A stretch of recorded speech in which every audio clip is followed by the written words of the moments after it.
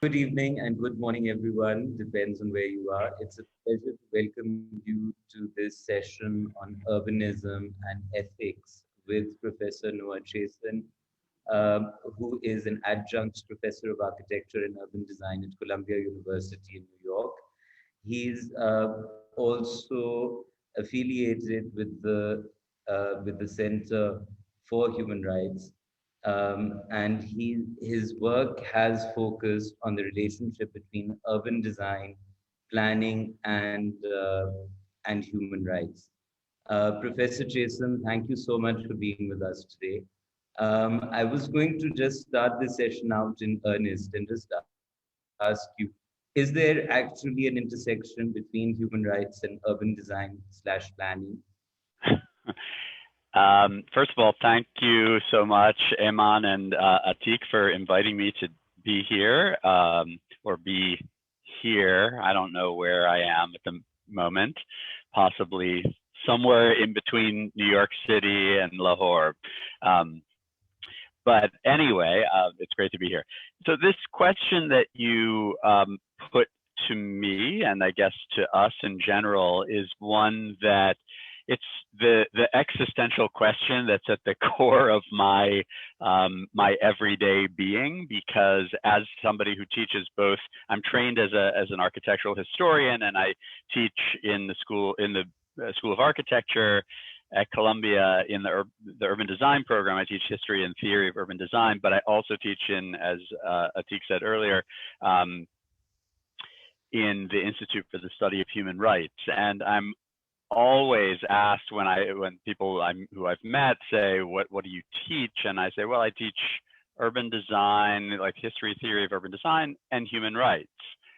And at least 80, if not 90% of the time, I'm met with a completely perplexed look. And then the inevitable question, what do those two things have to do with one another? And to me, I can't think of two spheres that are more intersected, and yet I find that the number of people who've actually sat down and asked the questions from both a human rights perspective as well as from an urban design and urban history perspective, it's a relatively small group of people. I mean, a very robust group of people, but what I say is, when I try to explain it to people, I mean, and it's always very evident once I clarify it, but I think it's just something that a lot of people don't immediately think about, which is, in essence, how is public space in the city, how are certain people granted access to it and other people denied access to it? That would be the simplest way to put it, right? That we have these cities, and as we know, there's an exponentially increasing number of people who are living in urban environments, however you want to define those. But the specific qualities and the specific attributes of human rights as they pertain specifically to people living in urban environments are different than they are for people living in more agrarian communities or in suburban communities. That it's a very different set of negotiations that need to happen. And because in a city you're living in much greater proximity to a much greater number of people, the notion of shared space takes on a completely different dimension than it does in any of these other forms of conurbation. And so for me, the question of how to negotiate the complexity and the exciting qualities of living in an urban space, which is constantly, evolving and transforming. I mean, no more so, I think, in a weird way, that maybe it's somewhat devolving over the past year, but I'm sure we'll get into the ethics of the COVID-19 city at some point in this conversation. But it becomes increasingly important to think about the ways in which the interactions that happen in and among groups of people, as well as the federal, state, local governments and the policies that are enacted by those different entities, how they work together and work specifically for an urban community as opposed to the suburban one. So that goes a little bit hopefully towards answering your question, or as an opening salvo. So it seems that sharing space essentially leads to a lot of friction between different stakeholders who may wish to use a certain space one way and another way. So whose human rights are to be considered paramount in resolving, say, a conflict? Right. Well, the human rights as a concept, both a kind of ideological concept, a philosophical concept, a very practical and instrumental concept, doesn't work. It doesn't exist unless it is applied universally, or unless they are applied universally. So, already, and I think it's a really fascinating way of framing that question, like whose human rights are paramount. I mean, the most appropriate answer to that question is that everybody should be on an absolutely level plane. That's a highly idealized vision of, I mean, I'll speak for myself, a world that I would like to live in. I'm also painfully aware of it on, well, maybe not so much these days because I'm in quarantine, but on a minute-by-minute basis living in a city, as I'm sure you are as well, of the inequities and the asymmetries through which certain people are allocated a much greater access to human rights versus those whose human rights are depleted or overly negotiated and diminished. So it's, I think unless we begin with the most ideal scenario, which would be that human rights, if they are to in fact be human rights, has to be a universal concept. And by universal, that means literally everybody, because one exception immediately turns it into non-universal. And so that it's a very tall order, and one I think works incrementally toward an egalitarian society in which everybody is has equal access to those human rights. But at the same time, and I think you alluded to this in your question just now,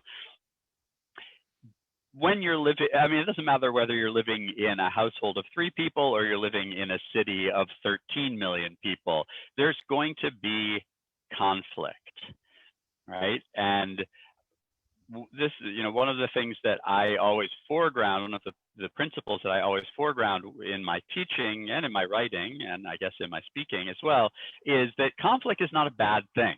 Conflict is actually the arena in which we adjudicate the questions that apply to all of us, and whereby we are able to gain knowledge, to ask questions, to have our positions challenged, and to have to stand up and to reinforce them. And through that process, through that dialectical process of having one position arguing against another, and then having some sort of a synthesis of those 2 positions, or in other cases 2 million positions, somehow come out with a kind of consensus. And I think that as part of the process of attaining an ethics for the city, to go to the theme of today's talk, to eliminate conflict is actually to cut off the possibility of even moving towards that kind of an ethical position, which I understand for some people is a little bit contentious, because they hear the word conflict, at least in English, and it sounds like something you want to avoid. But Mm. conflict is not a negative thing. In fact, there's a lot of writing about agonism as a form of conflict that is absolutely essential to a proper participatory democracy. So starting at the scale of a building, how can an architect actually start to resolve potential conflict? And let's say scaling it out to the scale of a neighborhood and then to a district and then perhaps to a city. Yeah, I mean, I think it would be rather hubristic of me to be able to say how that could be done, you know, and you as somebody who's trained as both an architect and an urban designer, I know probably has, because I'm not a designer, you know, I'm a mere historian. As I always say, like in my program, I don't have a design degree, I only have a PhD. And it's somehow it makes me a second-class citizen. Speaking of human rights, but you know, I think that I would maybe invert it a little bit and think about the placement of that specific, you know, building that you are considering, and thinking about that in the larger context. So rather than thinking of it as a discrete entity in which questions of conflict or questions of human rights need to be resolved, because of course on a smaller scale it's much easier to do that. You have fewer actors, fewer stakeholders. But if you think about the way in which that building needs to be a mirror of the adjacent buildings, needs to be a mirror of the neighborhood, needs to be a mirror of the district, needs to be a mirror of the city, so on and so forth, you know, this kind of nested, you know, Russian doll model whereby the individual components, the constituent elements, have to be a reflection of the ethos of the larger structure.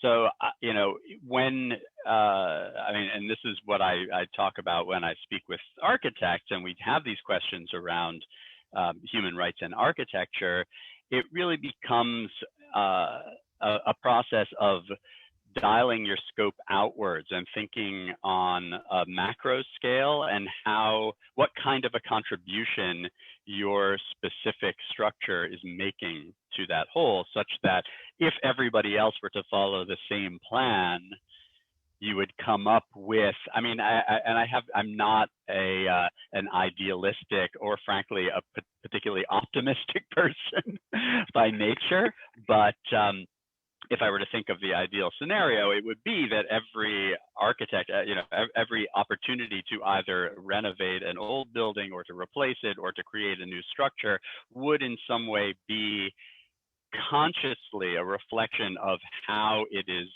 fitting into the larger scale, not just from an architectural point of view, not just from a materials point of view, but also from an ethical point of view. So would the ethics in this case also capture something like sustainability, respect for the environment, you know, awareness that we've got diminishing resources, ever increasing populations? Um, I think at this particular moment in time, there's probably no greater ethical dilemma than that which has been presented to us by what I'll choose to call the climate crisis. Sustainability, you know, I understand the utility of that term and it resonates with a lot of people, but for me, it's kind of lost some of its teeth. And you know, although the ideas of sustainability, you know, the initial ideas of sustainability are certainly still very relevant, you know, we can use whatever term we want to. The question of a sensitivity to and a responsibility to environmental justice, meaning assuring that everybody has access to both a healthy environment, but also to adequate housing and adequate shelter, not to mention adequate food. I mean, these are the questions that for me are the most important and the most pressing at this moment in time. Because whereas we've had thousands and thousands of years to figure out how to design cities, we don't have a lot of time left to figure out how to design cities that that have an equitable address to the questions of the environment and to human right to a healthy environment. And in fact, nowhere in the world is there any legislation, any kind of article or mandate that there is a human right to a healthy environment. And that already suggests to you the problems that we're facing. If that's not already something that should be the easiest thing to agree upon, right, in certain ways. And yet that too, go ahead. But I was wondering, Noah, somewhere in the middle, is there even such a thing as a countryside? And if there is, then what is the intrinsic kind of connection between the city and the countryside? Is the city to only exploit the countryside for resources and crops? Or do we have a more symbiotic, more nuanced relationship? Yeah. By using that term, I think it inevitably, unfortunately, at this point, you have to invoke the exhibition, which I believe is just about to end here in New York City, Rem Koolhaas's country and Oma's countryside exhibition, in which he attempts to make a connection, or attempts to at least investigate that relationship that you've just discussed, which is that between the city and whatever it is that lies outside of the city. There are, I think, many different ways, and it's certainly not a systemic understanding of that relationship, but there are many different ways of speaking of that which lies outside of the city. And increasingly, there is a continuum that can be drawn from the CBD all the way out to the most agrarian and least populated areas. And as you were suggesting, go ahead. So I was wondering, does the city then actually by default, in a way, for lack of a better word, own what is outside the city, and that what it is? Wait, I missed the last little part of what you said. Own that which is outside of the city, and then? Whatever the city needs to sustain itself, to enable its existence. Yeah, I think that unfortunately a lot of cities and city dwellers and city governments think of the countryside as essentially the beginning of the supply chain for a lot of the materials that come into the city. And of course that's problematic because it's creating a kind of hierarchy. Yet we also have to recognize that when you've got a greater number of people living in an urban context, the needs of the greater number of people is always going to be in some ways valued over those in which it's a less, more sparsely populated area. There have been a lot of attempts to try to create a diagram that explains the connection between the city and its periphery, going out, to the peri-urban areas, to the suburban areas, and then eventually into the agrarian ones. Also, I think it's important just to say that, for obvious reasons, we're speaking about the city in a very abstract term. Not every city, of course, is the same, and they don't look the same, they don't function the same way, they don't have the same conditions. And there you have coastal cities, you have inland cities, landlocked cities, smaller, larger. What's a big city? I mean, these days it's completely relative question, right? And is there something even larger than a city? Some kind of cosmopolitan or megalopolis. But this question of the relationship between the rural and the urban, to me, in many ways, that's become kind of irrelevant, in the sense that, whereas you can have a municipality with, very carefully delineated borders, that's just an arbitrary, artificial boundary, right? An abstract boundary in some way. But what happens, the porosity of that boundary with regard to materials that, that either begin in the city and go outwards, or vice versa, that kind of trajectory, that kind of, sort of back and forth movement is something that ties the periphery of the city back to the city in a way that we haven't seen before. It used to be much more of a dichotomy. You're either urban or you're not.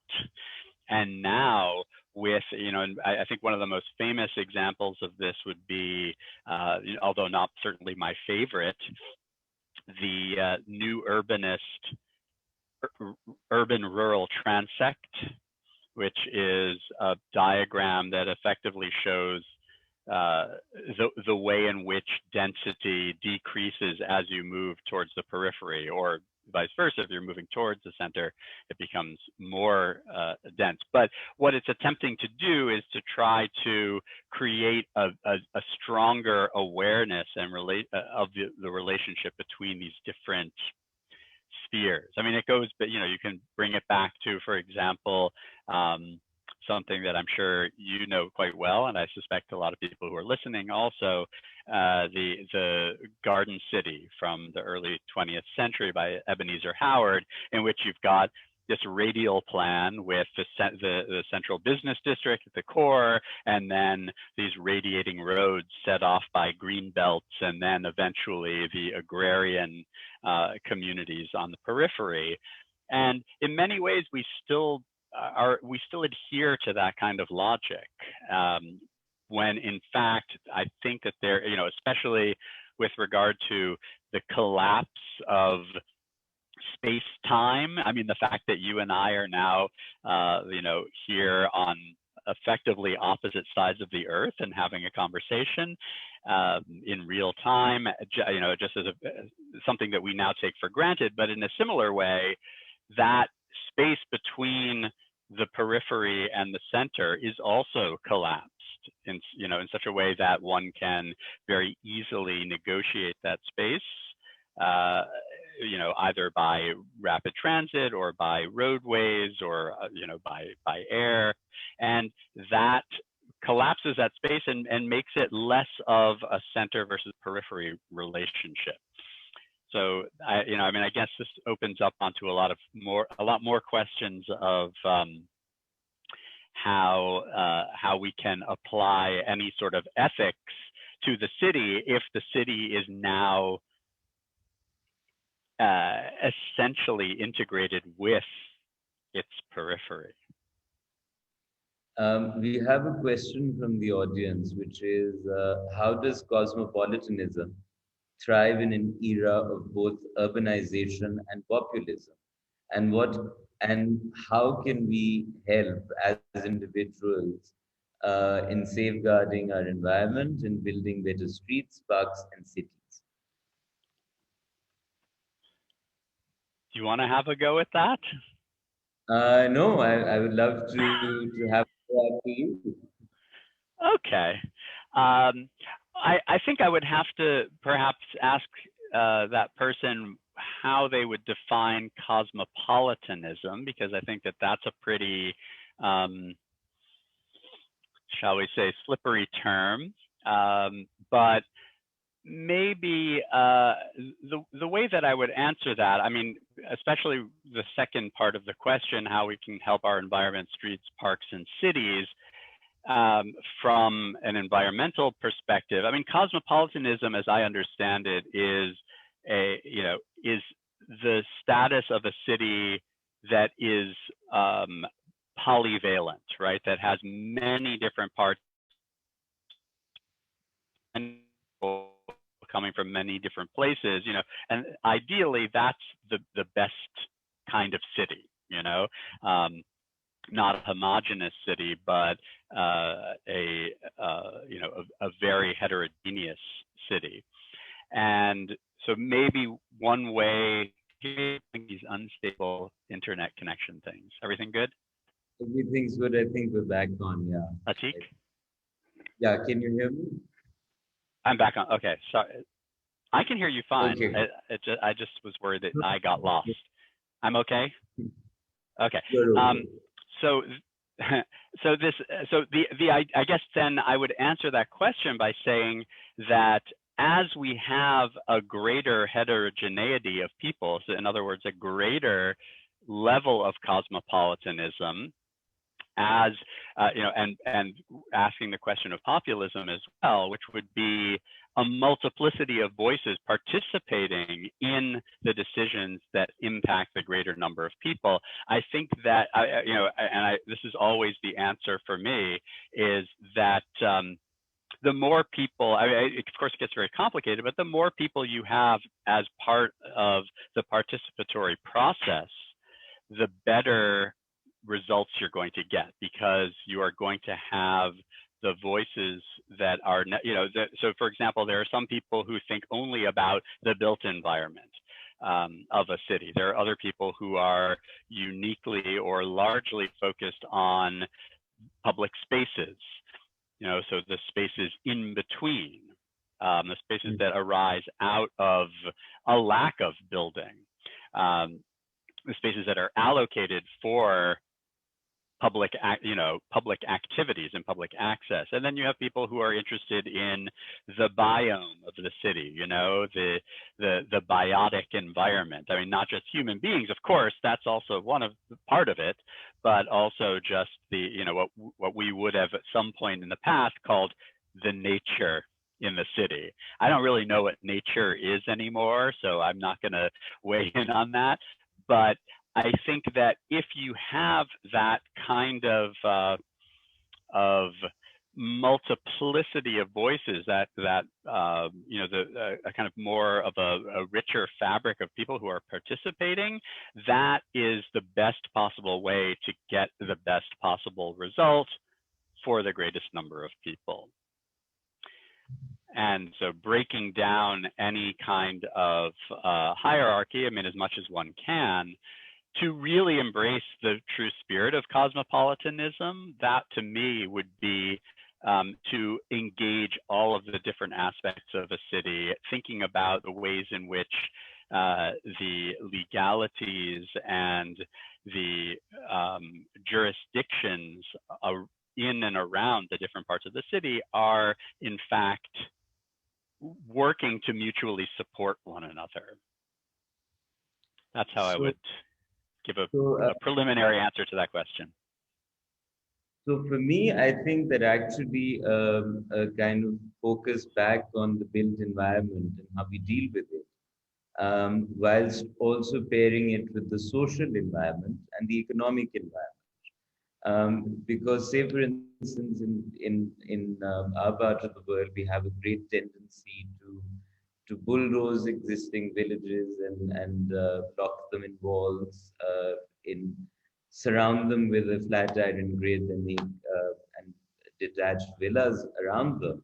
And we don't give any kind of storage, any kind of enhanced municipal services to these existing settlements. And in fact, they just become these slums later on, for lack of a better word, and start actually having a very corrosive relationship with the social and the built fabric around them. For instance, we see it, whether it's in Brazil, whether it's in Mexico, whether it's in Karachi, we see that where you have the rich and the poor living side by side, you have a lot of muggings, you have a lot of burglaries, you have a lot of resentment from one group towards the others.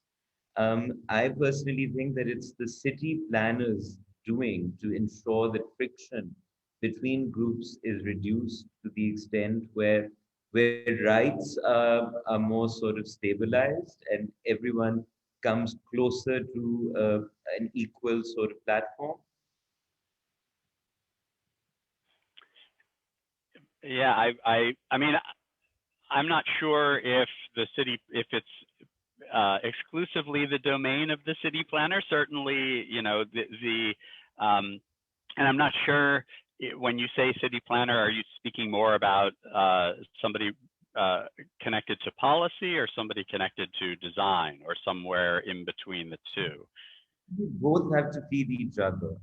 Policy has to have an ethical outlook in the sense it has to say, here's someone who will ride a car, here's someone who will walk on foot. And the commute for both these extremely divergent groups should be just as pleasant.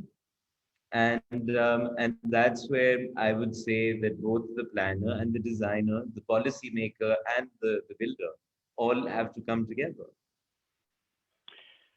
You know, I inevitably we're going to have to address the global pandemic, and whereas there's very little positive to say about it, what I could suggest as you know, something rather remarkable as a result of that is that, you know, I said before that if you don't, you know, unless you have you know, complete unity within a certain concept, it can't be considered to be universal.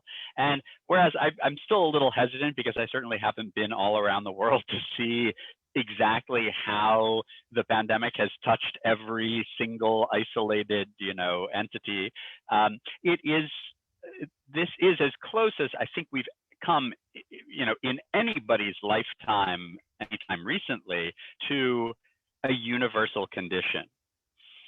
And as such, you know, when you speak about the responsibilities of both policy as well as designers to think about how to reduce that friction, how to reduce that conflict, and to create, you know, universally pleasant, for lack of a better term, right now, conditions. I mean, we're presented now with a rather extraordinary opportunity to think about what it means for everybody on Earth to have become vulnerable. Certainly not in the same way, and we know that there are deep inequities among, wealthier subsections of the population and less wealthy. There are underlying conditions that come as a result of environmental conditions and access to healthy food that made people more vulnerable to COVID-19. But we're all susceptible, until we figure out how to properly deploy the vaccine, and if we start by saying to ourselves, okay, well, here's a situation in which everyone is vulnerable, therefore everybody needs to have some kind of support system. What would that look like? So what would be the role? And I think I would now reflect this back to you. What would be the role of the urban either designer or the city planner to create the post-COVID city? I think surprisingly, the post-COVID city looks a lot like a pre-industrial city. Some place that actually is smaller, more manageable, somehow, parallel to another settlement, kind of flocks of settlements arranged with perhaps fields in between. but it's very interesting that the pandemic in Pakistan is largely considered a rich man's illness. And our testing numbers are very low. They're about 30,000 per million people. But at the same time, it is completely gobsmacking, befuddling.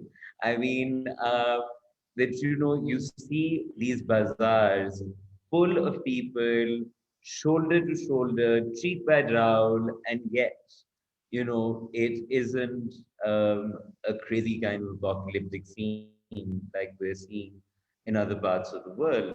And there's no explanation for this. I mean, there was the Malaysia wealth explanation. There was the where too young, demographically explanation. Then there's of course a whole divine interpretive sort of thing going on as well.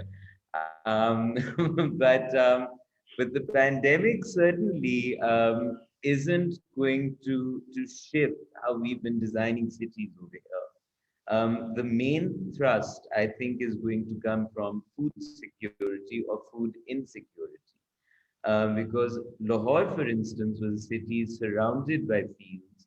The quality of food produce that we were getting was very high, and the food was very, very cheap. It was literally coming in about 10 minutes drive time to the bazaar. But now, of course, we're seeing all of that change as the city's boundaries are stretching. There was a very interesting episode that happened in I'm forgetting, 10 or so. The then Chief Minister of the Punjab decided to, for no apparent reason, relocate the wholesale vegetable market 13 and a half kilometers further up on the same road.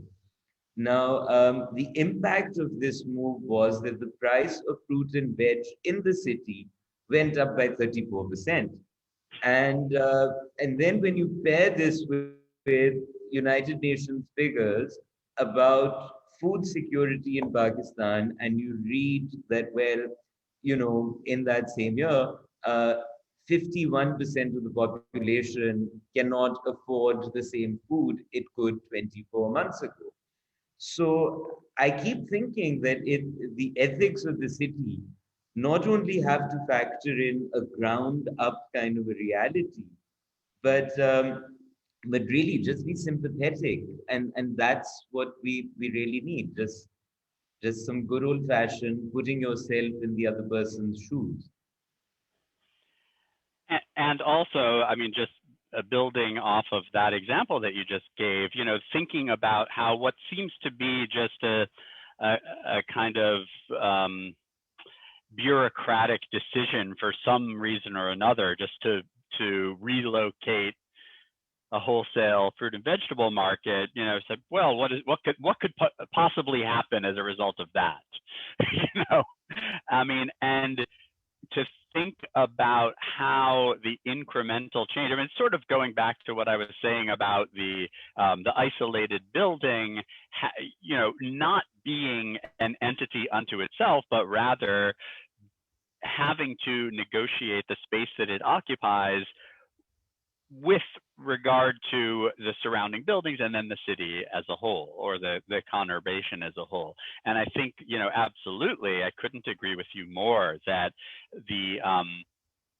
this a kind of more reciprocal thinking about what the consequences of our actions are. I mean, these seem like perfectly simple easily deployable ideas, and yet there is still a such a difficulty in trying to to achieve a kind of parity on these issues. And I don't want to be overly despairing about it, but at the same time I wonder what how do we incentivize a thinking that is more in line with what we're discussing, and that's why I brought up the pandemic as an opportunity to rethink priorities. I mean, I realize that we're both going to be speaking about our respective cities, but I'm in New York City right now, and even a city as sophisticated as New York. I don't know what we could call it. You know, what? Cosmopolitan. Cosmopolitan, sure. By the way, there's nothing cosmopolitan about New York City right now. There's absolutely nothing happening here. You know, and strangely, there's still a tourist industry. And I wonder if people, I mean, this is sorry, a little bit of an aside, but I wonder, and I'd be curious to hear from, you know, people who are listening, what would be the allure of visiting New York City right now? I mean, to me, it's fascinating because it is a city that has completely shut down and been cut off from all of its cosmopolitanism. And for that reason alone, it's kind of fascinating to walk through, let's say, Times Square and have it be completely abandoned. There's nothing there. There's, you know, there's traffic, but there are no people. What? Sorry, I missed you. That would be the allure for me too, to see an empty Manhattan. Yeah, and you sort of that also hotel rates are very, very cheap right now. So it's but you know, you can't eat in restaurants, you can't obviously go to any kind of entertainment because nothing is open. Now I've just derailed my thinking. What were we talking about? I just got off onto this tangent. I have to tell you about another thing that sort of irks me with regards to ethics and urbanization. In Lahore, we desperately need public transport. And about 5 years ago, the Orange Train metro line was introduced. And it was originally meant to be underground. But then we had a change of governments, and then the entire project was revised. A bus route became a train route. A train route became a bus route. And there was an election, and it was brilliant optics used superbly well by the ruling government of the time, that we gave you a bus in $200 million, whereas the last government was going to give you a train in 2 billion. We did so much better. Here's our project. Please vote for us. The bus did do a lot of good in the city. It has changed the entire sort of distance between point to point, and it is apparently used by a lot of people. But the orange train rams through historic neighborhoods. It destroys social fabrics that have existed since partition. It compromises UNESCO World Heritage Sites. It borrows electricity from the current grid of the city, whereas we have hours of load shedding, sometimes unannounced. And the lifespan of the viaducts is about 40 years. So it just seems like this project was nothing more but a vanity project. And so, how do you deal with this? How do you tell politicians and really powerful stakeholders that actually you're not in the best position to do this? Sure, we need to, do a public transport project, but this is the way in which it should be done. Now, I can't say this as a random NGO person or a professor or as a professional. I mean, I might as well just put on a loony hat and sort of, just sort of parade in front of Parliament. But but how do we even begin to sort of advocate that you begin to shift your thinking? Is it through built models that we have to actually ambassador this? There are, a lot of models that already exist of alternative forms of transportation. In fact, I was just reading, the very famous case of Bogota, Colombia, which was a city that was really riven by poverty, by crime as a result of the drug trade. And they had a mayor who was also happened to be an architect named Enrique Peñalosa, who came in and created, based on an earlier model in Brazil, some of you may be familiar with, in Curitiba, Brazil, where they introduced a bus rapid transit system. They implemented that into Bogota, which some people find it still to be deeply problematic, but it did create a level of mobility in the city that was theretofore completely inaccessible. But also what Peñalosa did was to introduce, and this is obviously not viable in every city, but introduce a very robust system of bike lanes. And this happened, I don't know, probably 20 years ago now. I was just reading about, and maybe it says, I didn't finish the article, so I can't give you the full summary of it, but that the more so even than the bus rapid transit system, the bicycle lanes have, especially under the pandemic, where people are shying away from rapid transit, has become a savior for the city in many ways. And not only because it allows for a greater ease of transportation, and obviously from an energy perspective and from a renewable energy perspective, it is the best thing.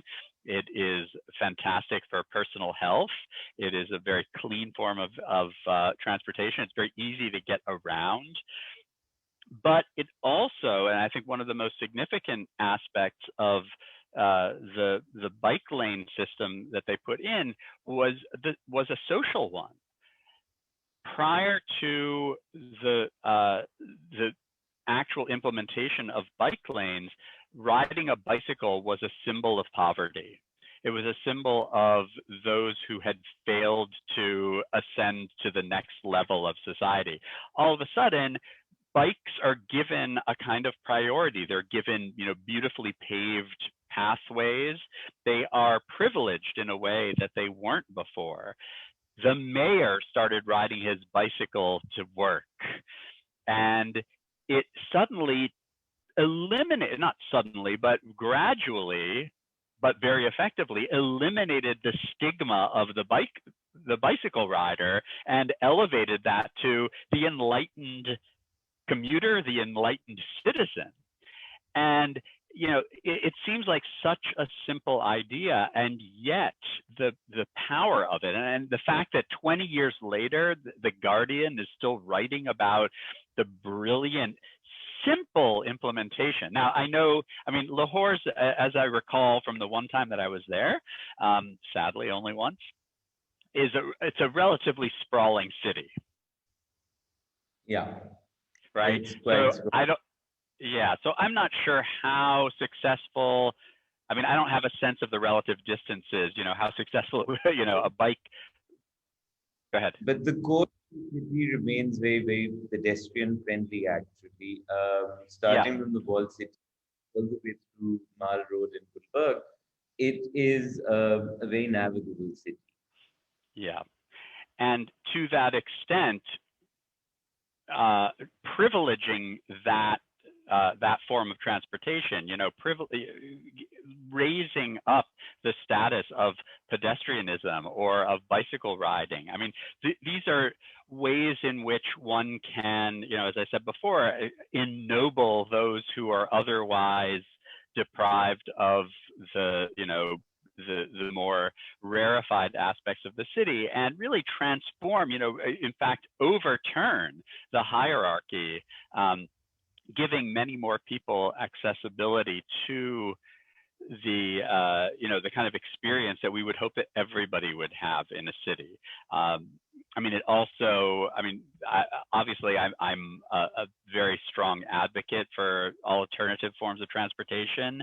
And I will say, just as a little anecdote, when, I would say like March, April, May, June of last year, I ride my bike around New York City, and it was the greatest gift to bike riders in New York City, because the amount of traffic went down by probably 70%.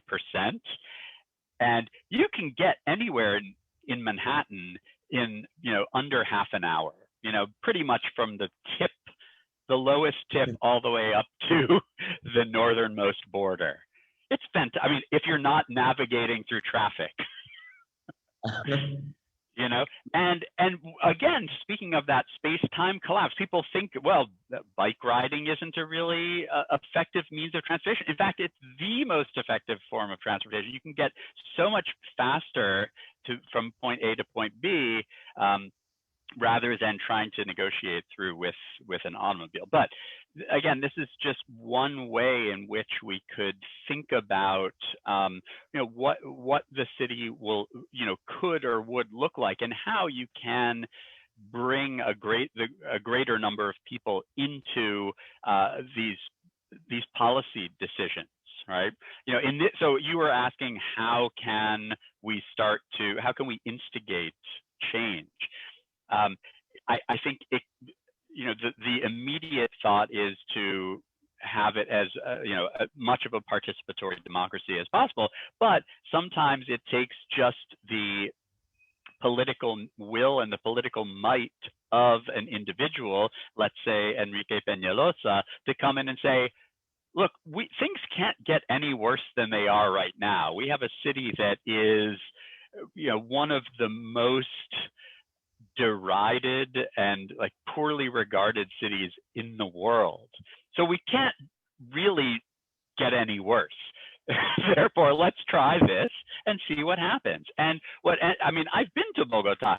It's fantastic. It's just an absolutely beautiful, exquisite city. It's in a valley. It's gigantic. I mean, it is enormous, but it's safe. It is navigable. It is cosmopolitan to the greatest degree. And it also has, I don't know why we're talking about Bogota. It also has, more so than many, many cities that I've been to, in fact, in some ways more so than almost any other city, a very deep connection to its agrarian periphery. That it's nestled in the valley, and you have the city itself, both the core and its kind of the built fabric around that. But then just outside of the city are farms, and those farms they're not something that is seen as external or extrinsic to the city, but rather very much part of the city, that the boundary between the two is a much more porous one. There are places, there are nightclubs at farms on the periphery of Bogota, something that you wouldn't typically think of. Oh, there seems to be another question here. Yeah, I'll let you take that.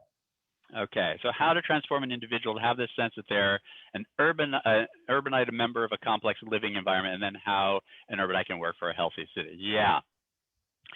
I wish that there were an easy answer to that, but I think what Attiq said before, which is such a simple concept of putting yourself in another's shoes. And I'm a very cynical person. I'm a relatively pessimistic person overall, and I'm certainly not a sentimental or nostalgic person. At the same time, I think I'm becoming more so in my dotage.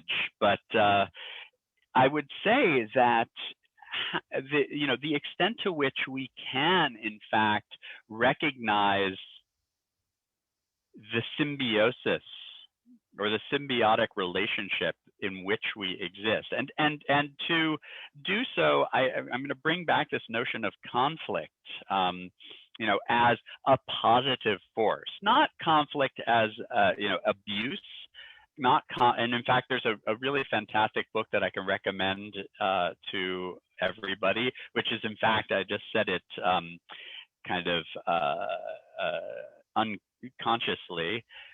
A book called Conflict is Not Abuse by a woman named Sarah Schulman,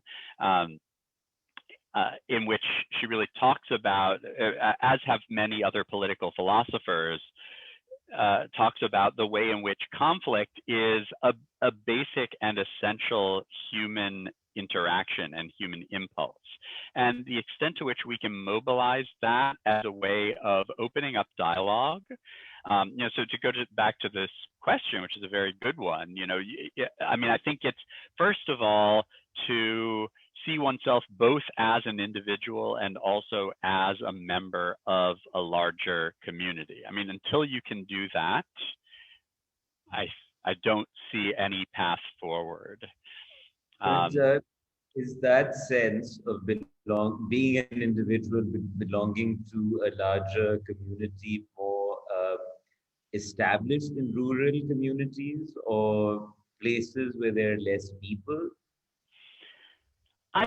I would say yes, because of the relative homogeneity of those communities, right? That you tend to, I mean, not only on the level of sort of elimination of social classes, but also, I mean, in a rural community, everybody is pretty either self-sufficient or working for the greater good of the whole. But when you have, I mean, now to tie back the two questions, I have to say that the chat, this is another like silver lining. The chat keeps those questions present so that I can refer back, because otherwise you forget what people have asked before. But to tie back the question about individualism to the question about cosmopolitanism, in a true cosmopolitan, I believe, is not an individualist, but is a pluralist.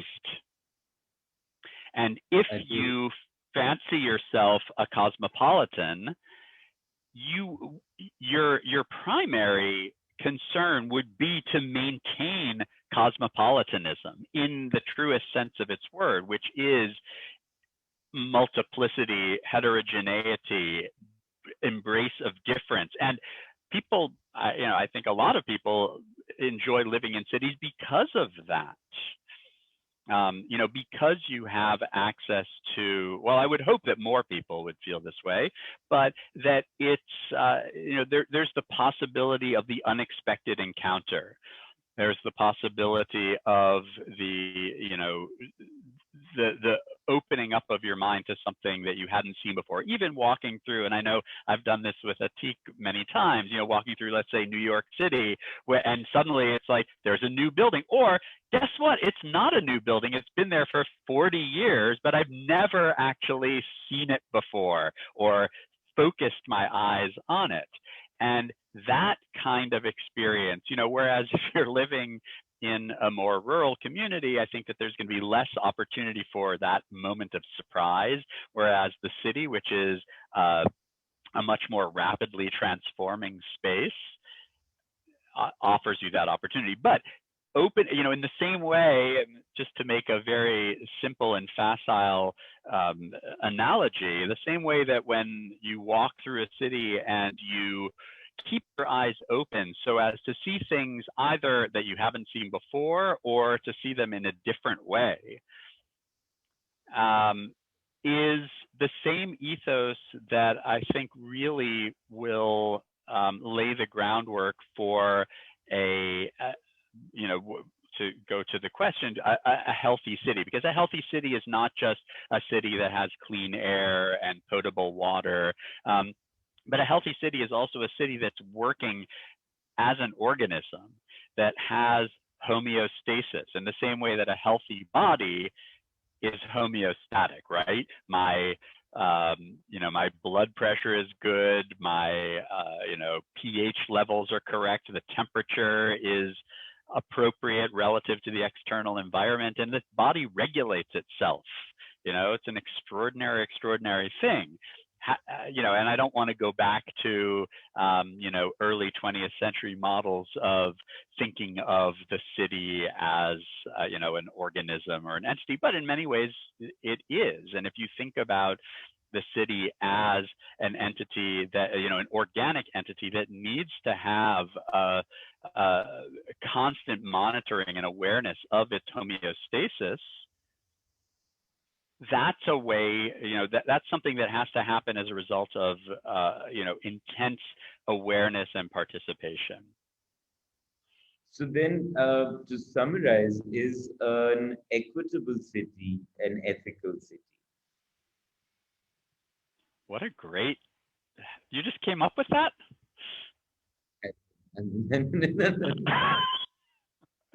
um, is an equitable city a healthy city? Yeah, yeah, a healthy city.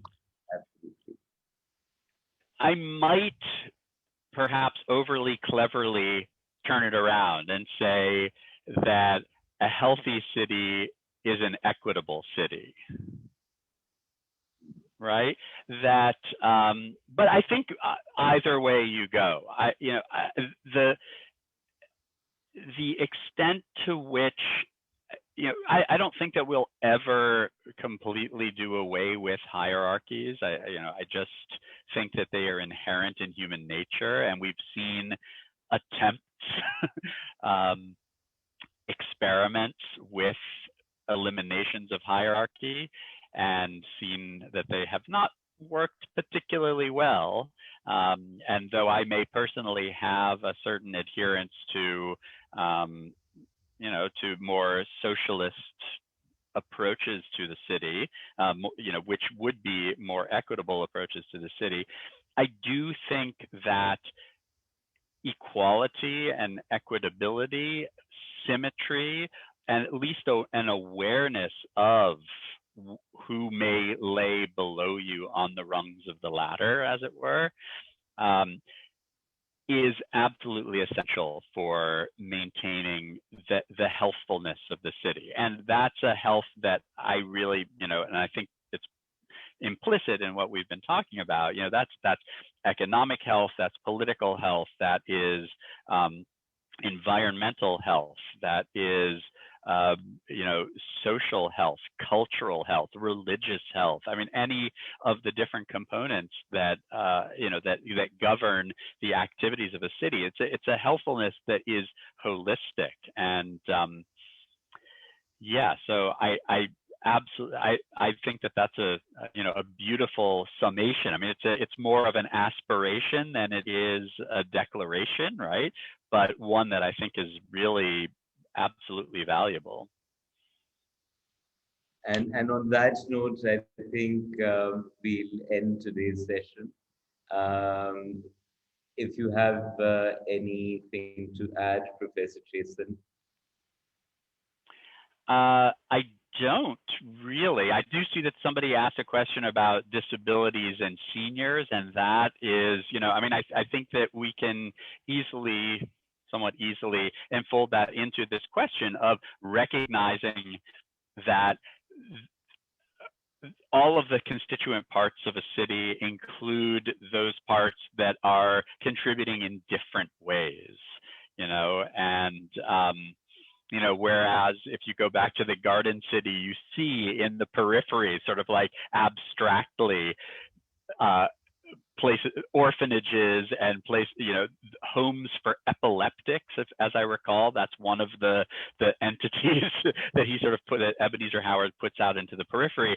Obviously, that doesn't work, right? We can't just eliminate. So to bring everybody in and to really think about, okay, well, in some way, these are people either who have participated in and contributed to our city and to our society, or they are continuing to do so in a different way. That embrace of difference, I think, is really critical. So, again, I would just, I hope, the last thing I would say is I hope that people listening will take away from this an awareness of the fact that we have a long way to go in terms of implementing policies of human rights into the city.